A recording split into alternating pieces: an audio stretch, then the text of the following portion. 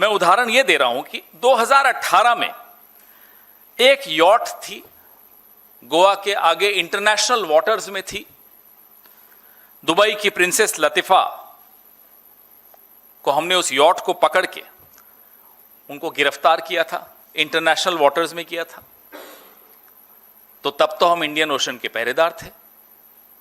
अब हमारा मेहमान, मैंने शुरू में अतिथि देवो भव कहा था ना, हमारा मेहमान एक ऐसी एक्सरसाइज में हमारे निमंत्रण पर भारत आया, ईरान का ये वेसल। और जब इस तरह के आयोजन होते हैं तो कोई भी मेहमान देश की जो शिप्स होती हैं उसमें हथियार लाना अलाउड नहीं होता, ये सेरेमोनियल होते हैं। तो आपने किसी को बुलाया अपने घर, कहा निहत्थे होकर आना। उसके बाद कल हमारे देश की सीमा पर, श्रीलंका के और भारत के बीच में, ईरान का ये जहाज अमेरिका ने ध्वस्त कर दिया, नष्ट कर दिया, उस पर हमला बोल दिया, कई जानें चली गई। हमारा मेहमान था, हमारी इंडियन ओशन में था, जिसके बारे में प्रधानमंत्री जी देखिए क्या क्या ट्वीट करते थे। ये ट्वीट उन्हीं का है। इंडियन नेवी भारतीय महासागर की गार्जियन की तरह तैनात है, गार्जियन है। प्रिंसेस लतीफा के लिए तो गार्जियन थे भाई, उस वक्त तो हम इंडियन ओशन के गार्जियन थे। अपने मेजबान की एक परंपरा होती है, हम मेजबान थे, अपने मेहमान की हम रक्षा नहीं कर पाए। और एक और महत्वपूर्ण तथ्य इसमें हम लोगों से छिपा रह गया, सोशल मीडिया पे आपने देखा होगा, अमेरिका ने इस आयोजन में आने से अंतिम क्षण में अपने जहाज नहीं भेजे, अपने अफसर जरूर आए। मेहमान निहत्था होकर आया, एक बड़ा देश अंतिम क्षण पे कहता है साहब मैं जहाज नहीं भेज रहा, मैं अपने अफसर भेज रहा हूं। अफसर आए और हमारे मेहमान को खत्म कर दिया। ये हमारा प्रभाव है, ये हमारी हैसियत है, ये हमारी औकात है। गैंग्स ऑफ एप्स्टीन, याद रखिएगा ये 3 शब्द, ये भूलिएगा मत। ये इनको बड़ा शौक है ना इस तरह की पिक्चरें बनाने का, बननी चाहिए एक पिक्चर। क्या भारत को यह जानकारी नहीं थी कि अमेरिका ऐसा करने वाला है? नहीं थी तो क्यों नहीं थी? और अगर थी तो आपने क्या कदम उठाए अपने मेहमान की रक्षा करने के लिए, आपके प्रभाव का इस्तेमाल करने के लिए? जो प्रभाव हमें लगता था है आपके पास, जो पहले तो था, पिछली सरकारों के पास था। प्रिंसेस लतीफा का उदाहरण देखें तो लगता है था।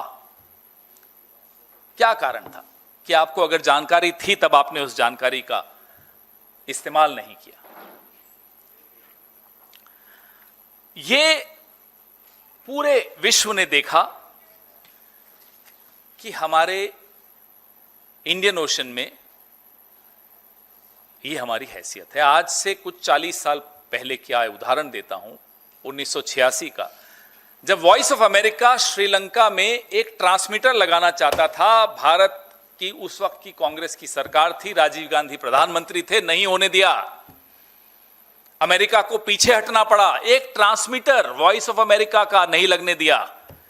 यहां एक जहाज डुबो दिया, टॉर्पीडो कर दिया अमेरिका के सबमरीन ने।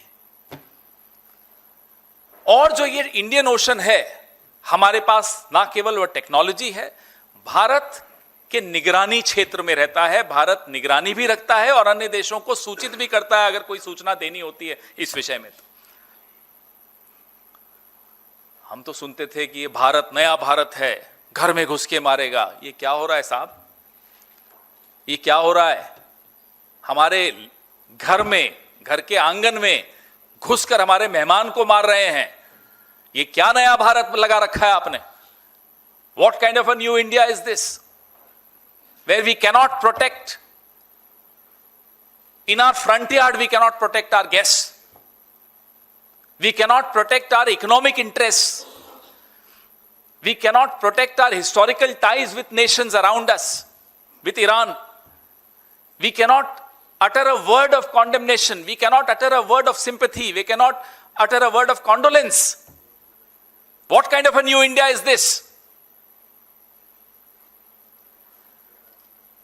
अब लोग कहते हैं हमें कि साहब इंडियन ओशन का मतलब थोड़ी कि इंडिया का है। अरे तो साहब ये सब क्या लगा रखा था आपने कि हम गार्जियन हैं, हम पहरेदार हैं, हम ये हैं, हम फलाना है, हम कुछ नहीं है। हम गैंग्स ऑफ एप्स्टीन का एक प्यादा हैं। और भारत एक ऐसे चेसबोर्ड का हिस्सा बन चुका है जिसमें हम सिर्फ एक प्यादा है, वजीर भी नहीं है, हम तो एक छोटे से सिपाही हैं। यह हालत कर दी इन गैंग्स ऑफ एप्स्टीन ने हमारी। मैं कुछ क्लिप ऐसी है जो नहीं चलाना चाहता। आज सुबह हम सबने देखी कि अमेरिका के एक टीवी पर भारत के लिए किस निम्न भाषा का इस्तेमाल किया गया। मैं नहीं चलाऊंगा, कांग्रेस के प्लेटफॉर्म पे भी नहीं, हम अपने हैंडल्स पे भी नहीं चलाएंगे, लेकिन आप वो खुद देख लीजिएगा। ऐसे शब्द भारत के लिए इतिहास में कभी इस्तेमाल नहीं हुए। मैं वो शब्द भी नहीं इस्तेमाल करूंगा। परसों अमेरिका के एक बहुत ही रिटायर्ड वेटरन ने टीवी पर बोला कि हम इंडियन पोर्ट्स का इस्तेमाल कर रहे हैं। कल पीआईबी ने उसका खंडन किया। खंडन से क्या काम चलेगा? आप क्या एक्शन ले रहे हो? क्या अमेरिका को तलब कर रहे हो?